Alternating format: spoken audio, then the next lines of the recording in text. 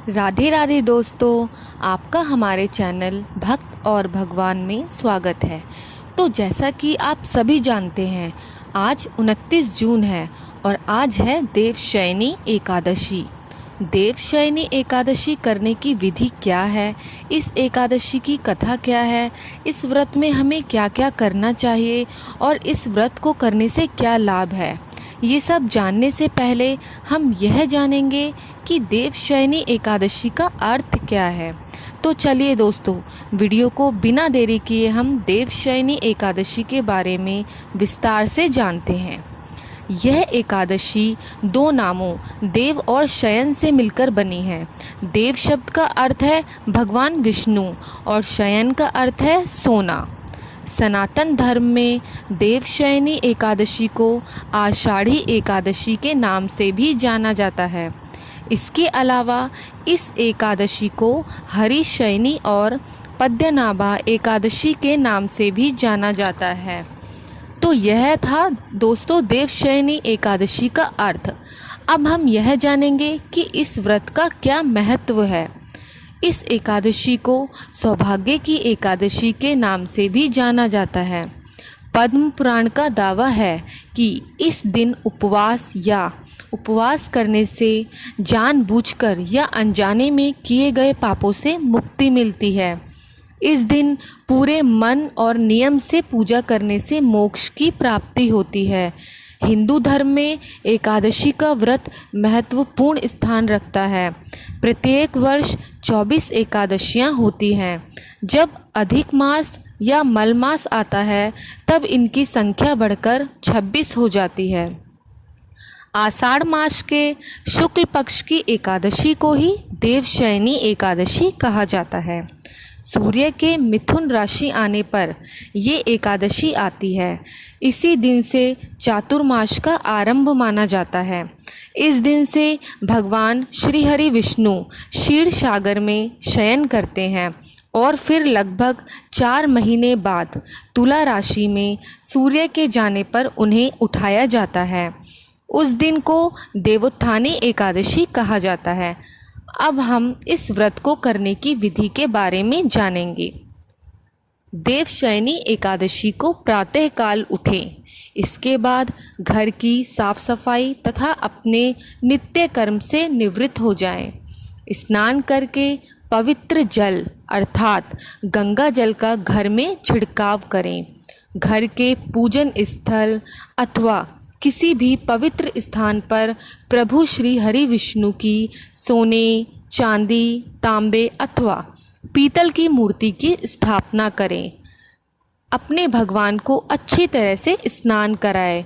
उन्हें दूध, दही, शहद, घी, मिश्री का चूर्ण, गंगाजल आदि सामग्री से स्नान कराएं। इसके बाद भगवान विष्णु को पीताम्बर आदि से विभूषित करें। दोस्तों, मैं यहाँ पे ये कहना चाहूँगी कि अगर आपके पास इतनी सामग्री यहाँ नहीं है तो आप उन्हें सादे पानी या फिर गंगा जल से भी स्नान करा सकते हैं। उनको स्नान कराने के बाद उनका अच्छी तरह से श्रृंगार कर लें। उनके आगे फल, पकवान आदि का भोग लगाएं और भोग बिना प्याज लहसुन का होना चाहिए। धूप दीप से आरती करें। इसके बाद सब लोग भगवान के सामने बैठकर देवशयनी एकादशी की कथा सुनें, उनका भजन कीर्तन करें। तो चलिए दोस्तों, अब हम देवशयनी एकादशी की कथा के बारे में विस्तार से जानते हैं। देवशयनी एकादशी की कथा बहुत ही महत्वपूर्ण है दोस्तों। अगर आप एकादशी करते हैं तो जो भी आप एकादशी करते हैं उनकी कथा अवश्य ही ध्यानपूर्वक सुनिए। तो चलिए दोस्तों, बिना देरी के हम इसकी कथा को सुनते हैं। सूर्यवंश में मानधाता नाम का एक चक्रवर्ती राजा हुआ है जो सत्यवादी और महान प्रतापी था। वह अपनी प्रजा का पुत्र की भांति पालन करता था। उसकी सारी प्रजा धन धान्य से भरपूर और सुखी थी। उसके राज्य में कभी अकाल नहीं पड़ता था।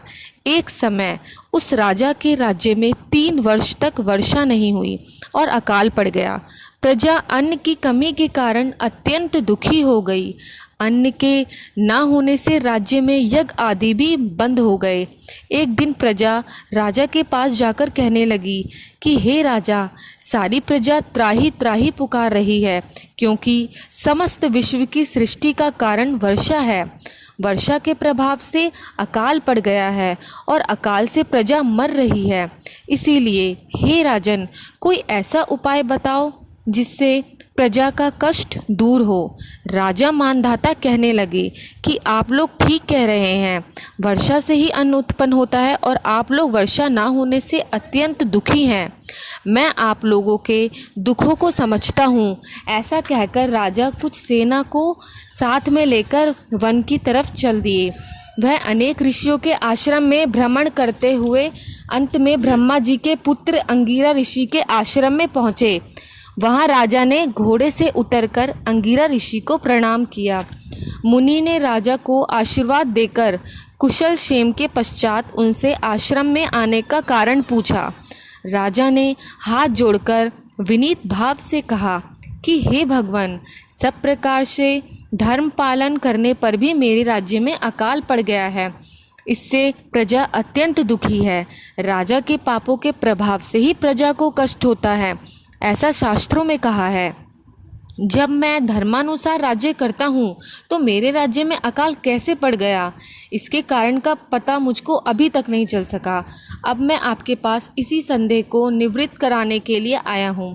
कृपा करके मेरे इस संदेह को दूर कीजिए, साथ ही प्रजा के कष्ट को दूर करने का कोई उपाय बताइए। इतनी बात सुनकर ऋषि कहने लगे कि हे राजन, यह सतयुग सब युगों में उत्तम है। इसमें धर्म का चारों चरण सम्मिलित है, अर्थात इस युग में धर्म की सबसे अधिक उन्नति है। लोग ब्रह्मा की उपासना करते हैं और केवल ब्राह्मण को ही वेद पढ़ने का अधिकार है। ब्राह्मण ही तपस्या करने का अधिकार रख सकता है, परंतु आपके राज्य में एक शूद्र तपस्या कर रहा है। इसी दोष के कारण आपके राज्य में वर्षा नहीं हो रही है। इसीलिए यदि आप प्रजा का भला चाहते हो तो उस शूद्र का वध कर दो। इस पर राजा कहने लगे कि महाराज, मैं उस निरपराध तपस्या करने वाले शूद्र को किस तरह मार दूं? आप इस दोष से छूटने का कोई दूसरा उपाय बताइए। तब ऋषि कहने लगे कि हे राजन, आषाढ़ मास के शुक्ल पक्ष की देवशयनी एकादशी का विधि पूर्वक व्रत करो। व्रत के प्रभाव से तुम्हारे राज्य में वर्षा होगी, क्योंकि इस एकादशी का व्रत सब सिद्धियों को देने वाला है। मुनि के इस वचन को सुनकर राजा अपने नगर वापस आया और उसने प्रजा, सेवक तथा मंत्रियों सहित विधि पूर्वक एकादशी का व्रत किया। उस व्रत के प्रभाव से वर्षा हुई और प्रजा को सुख पहुंचा। अतः इस मास की एकादशी का व्रत सभी मनुष्यों को करना चाहिए। तो यह थी दोस्तों देवशयनी एकादशी की पौराणिक कथा।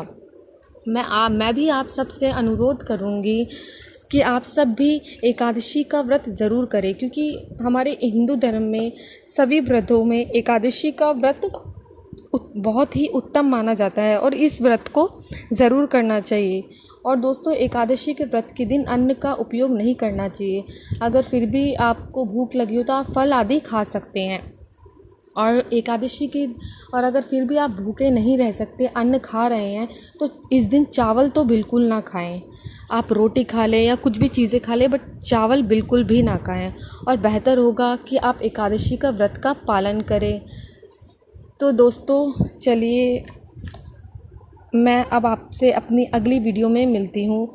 तो आप इस चैनल को सब्सक्राइब कीजिए, कमेंट कीजिए और बताइए कि आपको ये देवशयनी एकादशी व्रत की कथा, महत्व, ये सब कैसा लगा, ताकि मैं आपके सामने आगे ऐसे ही और भी रोचक जानकारियाँ आपके समक्ष ला सकूँ।